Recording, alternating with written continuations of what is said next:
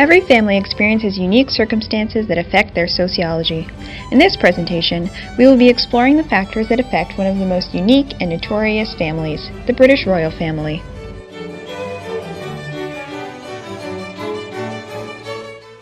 When members of the royal family are out in the public eye, there are many etiquette rules that must be followed. This puts a lot of pressure on the individuals to make sure that they are representing the royal family appropriately. For example, Meghan Markle had to learn a long list of long-standing, yet unwritten etiquette rules that dictate everything from how she should sit, dress, and even speak. There are certain words they must use when describing things, such as looking glass instead of mirror, and loo or lavatory instead of toilet.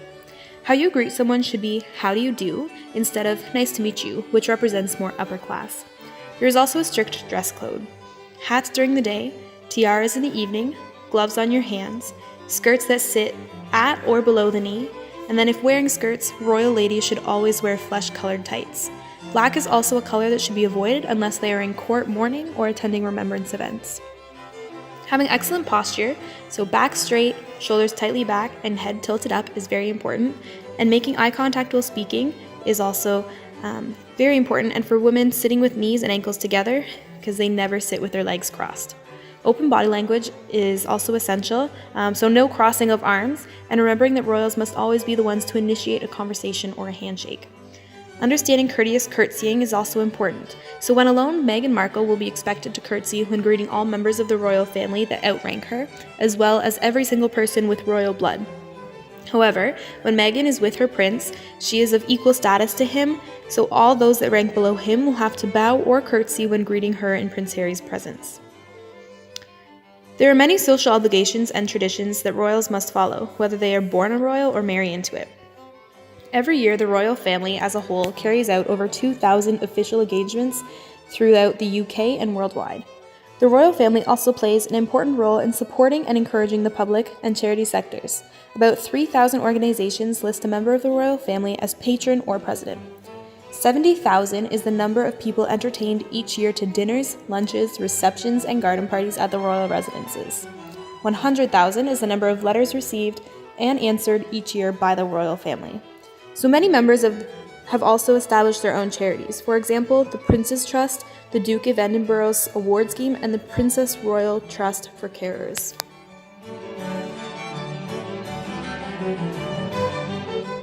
Throughout history, women had a specific role to get married, be a good wife, and a mother. Queens in Middle Ages were sometimes an acting ruler when a king was unable to rule because he was sick or was too young to make intelligent decisions. She was among the king's trusted allies, and one of her important roles as a queen was to produce a male heir, or else she was shunned, divorced, or sometimes killed in order to continue the royal line. On the macro level, we look at the case of divorce, sometimes prejudice in line with conflict theory, and on the micro level, the symbolic interactionism theory, while the world shapes the roles of men and women in general, including kings and queens. A good example of a queen in our present day is Queen Elizabeth II. Queen Elizabeth wasn't born in line for the crown, but at the age of 10, her life changed when she was put in the position as one of the heir to the world's great empires. At the age of 21, she broadcasted to the people of Britain and the Commonwealth that her whole life should be devoted to their service, and it was a pledge she renewed 60 years later at her Diamond Jubilee. Although the Queen is no longer responsible for governing the country, she is the head of the state, the head of the Commonwealth, defender of faith, and head of the armed forces. To date, she is the longest reigning British monarch in history.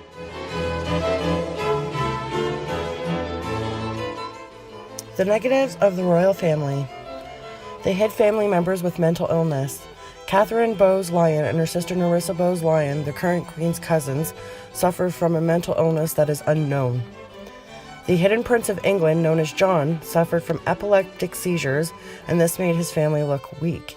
They hid him at the York Cottage, Sandringham estate. Princess Diana struggled with bulimia and depression. Some speculate it was due to Prince Charles's comments about her weight gain during pregnancy.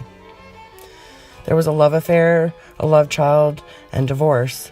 Princess Anne's husband, Mark Phillips, had a love child with a woman from New Zealand named Heather Tonkin. Proved 5 years later, his daughter named Felicity was his. Prince Charles cheated on Princess Diana with a woman he is now with, Camilla. It was secretly known to Diana and the close royal family. Prince Charles was limited to telephone conversations. When Princess Diana passed away, he married Camilla. Camilla is now known as the third person in the royal marriage. And then there's incest. Prince Albert married his first cousin, Victoria, in 1840. One of the concepts the British royalty has had controversy with over the years has been divorce. In 1936, Queen Elizabeth's uncle, Edward VIII, abdicated his right to the throne in order to marry a divorced American woman named Wallis Simpson. Queen Elizabeth held on to this rule when she denied her sister, Princess Margaret, from marrying divorced Peter Townsend lest she give up her right to succession. This rule quickly became less important as Prince Charles and Princess Diana divorced in 1996 in a highly publicized event. Finally, in 2002, the Church of England gave in to changing times by allowing royalty to marry divorcees, which ultimately led to the marriage of Prince Harry and Meghan Markle in 2018. For a long time, marriage within British royalty was important for forging political alliances. However, this has become less important as the role of the monarchy has become less of a political one.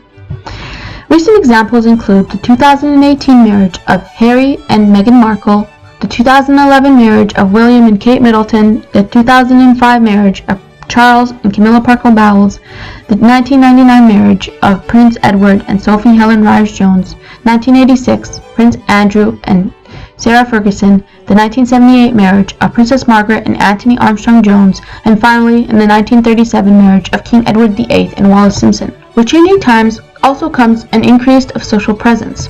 Although the royal authoritative position has changed over the years, the changing times and attitudes towards the family has compelled them to seem more relatable in order to remain in the public's favor. While leading private lives, the royals are using social media to inform the public on updates of their personal and family lives, such as births or family events. However, the media is a double-edged sword, and this may have led to more scrutiny from society. The royals today are advertising that they are more involved in their children's lives by opening up about parenting and family life. Prior to this period, royal family members were very secretive about how they raised their children. They still are to some extent. Despite these changes to the British royal family, there are still some things that have yet to be changed, such as religion. People who marry into the royal family must be part of the Church of England. Buckingham Palace was quick to announce that Meghan Markle would be baptized into the Church of England before marrying Prince Harry in 2018, presumably to dispel any lingering concerns that she might actually be Catholic just because she attended a Catholic school when she was younger. Royal titles. Marrying into the royal family does not automatically assume you have any right to succession or any royal titles applied to your name, despite it being a ceremonial role. As mentioned before, despite being open to non-royal unions, the marriages are still occurring within a high social economic group, such as between people from high economic levels. The British royalty from a sociology perspective. Structural functionalists would argue that the role of the royal family is vital for maintaining balance and harmony within British society. On the other hand, symbolic interactionists would view that the role of the British royals is a ceremonial role, as they are sovereign heads of state acting as representatives of national identity without any real political power. Conflict interactionists would argue that the role of the British royal family creates a power imbalance between family members and within society, specifically within a financial level. Feminist theory would view that the monarchy as it stands now, with the Queen as the main powerhouse and the head of the royalty, as empowering towards women. However, the strict rules that female members must abide by would say otherwise.